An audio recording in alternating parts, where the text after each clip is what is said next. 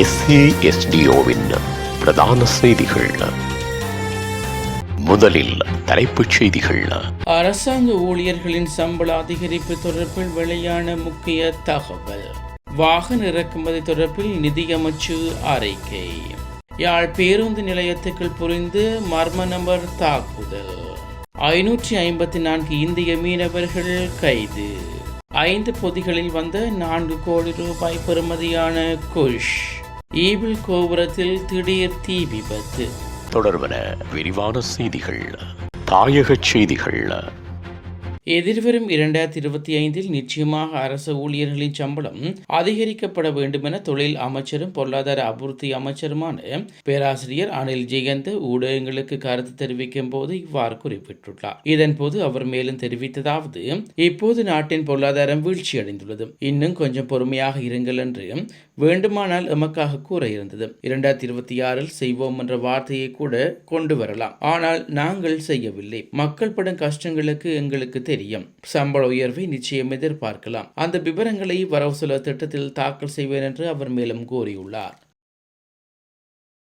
வாகனங்களை இறக்குமதி செய்வதற்கான வரி கொள்கை தொடர்பில் நிதியமைச்சு அறிக்கை ஒன்றை வெளியிட உள்ளதாக அமைச்சரவை பேச்சாளர் அமைச்சர் நலிந்த ஜேசித தெரிவித்துள்ளார். வாகனங்களை இறக்குமதி செய்வது தொடர்பில் இறக்குமதி செய்யப்படும் திகதி மற்றும் இறக்குமதி செய்ய அனுமதிக்கப்பட்ட வாகனங்களின் வகைகள் மாத்திரமே அறிவிக்கப்பட்டுள்ளதாக அவர் தெரிவித்துள்ளார். அமைச்சரவை ஊடகவியலாளர் சந்திப்பின் போதே அமைச்சரவை பேச்சாளர் அமைச்சர் நலிந்த ஜேசித மேற்கண்டவாறு தெரிவித்துள்ளார்.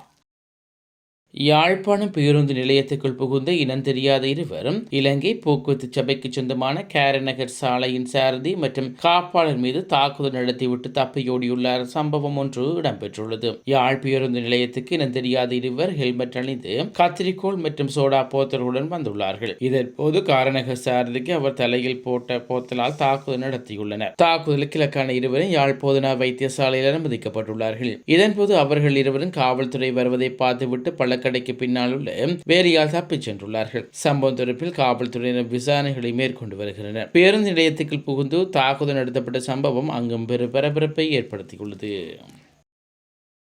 இந்த வருடத்தில் நாட்டில் கடல் எல்லையை மீறிய குற்றச்சாட்டில் 554 இந்திய மீனவர்கள் கைது செய்யப்பட்டுள்ளதாக தெரிவிக்கப்படுகிறது. இலங்கையின் கடற்பரப்புக்குள் மேற்கொள்ளப்பட்ட விசேட நடவடிக்கையின் போது குறித்த மீனவர்கள் கைது செய்யப்பட்டதாக இலங்கை கடற்படை தெரிவித்துள்ளது. அத்துடன் அவர்கள் 72 மீன்பிடி படகுகளும் கைப்பற்றப்பட்டுள்ளதாக படையினர் தெரிவித்துள்ளனர். இதேவேளை சட்டவிரோதமான முறையில் உள்நாட்டுக்கு கடற்பரப்புக்குள் அத்துமுறை பிரவேசித்து மீன்பிடியில் ஈடுபட்ட 17 இந்திய மீனவர்கள் மன்னார் வடக்கு கடற்பரப்பில் வைத்து கைது செய்யப்பட்டுள்ளனர். இதன்போது அவர்களில் வந்த 2 படகுகளும் கடற்படையினால் கைப்பற்றப்பட்டுள்ளதாகவும் கைது செய்யப்பட்ட இந்திய மீனவர்கள் மேலதிக சட்ட நடவடிக்கைக்காக மன்னார் கடற்தொழில் பரிசோதனை ஒப்படைக்கப்பட்டுள்ளதாகவும் இலங்கை கடற்படை தெரிவித்துள்ளது. சுமார் 4,38,80,000 ரூபாய் பெறுமதியான குஷ் போதைப் பொருளை இலங்கைக்கு கொண்டு வந்த பயணியொருவர் விமான நிலைய சுங்க அதிகாரிகள் கைது செய்துள்ளனர். கட்டநாயக்க விமான நிலையத்திலிருந்து வெளியேறும் போதே அவர் இவ்வாறு கைது செய்யப்பட்டுள்ளார். குறித்த நபர் கொழும்பில் வசிக்கும் 30 வயதுடைய முச்சக்கரவண்டி சாரதி என தெரிவிக்கப்படுகிறது. தாய்லாந்தின் பேங்காக்கிலிருந்து கட்டநாயக்க விமான நிலையத்தை இவர் வந்தடைந்துள்ளார். அவர் கொண்டு வந்த பயணப் பொதியில் 4 கிலோ 388 கிராம் குஷ் என்ற போதைப் பொருள் தொகை 5 பொதிகள் மறைத்து வைத்திருந்த நிலையில் குறித்த நபரை விமான சுங்க அதிகாரிகள் கைது செய்துள்ளதாக தெரிவிக்கப்படுகிறது. குறித்த நபர் மற்றும் அவர் கொண்டு வந்த குஷ் போதைப் பொருளை மேலதிக விசாரணைகளுக்காக கட்டநாயக்க விமான நிலைய போலீஸ் போதைப் பொருள் ஒழிப்பு பணி அதிகாரியிடம் ஒப்படைக்க நடவடிக்கை எடுக்கப்பட்டுள்ளது. உலகச் செய்திகள்.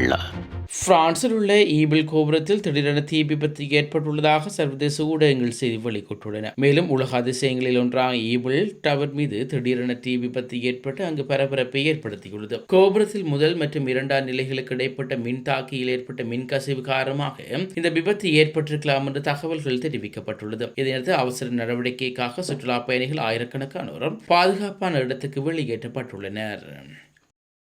மீண்டும் தலைப்புச் செய்திகள். அரசாங்க ஊழியர்களின் சம்பள அதிகரிப்பு தொடர்பில் வெளியான முக்கிய தகவல். வாகன இறக்குமதி தொடர்பில் நிதியமைச்சு அறிக்கை. யாழ் பேருந்து நிலையத்துக்குள் புரிந்து மர்ம நபர் தாக்குதல். 554 இந்திய மீனவர்கள் கைது. 5 பொதிகளில் வந்த 4 கோடி ரூபாய் பெறுமதியான குஷ். ஈபிள் கோபுரத்தில் திடீர் தீ விபத்து.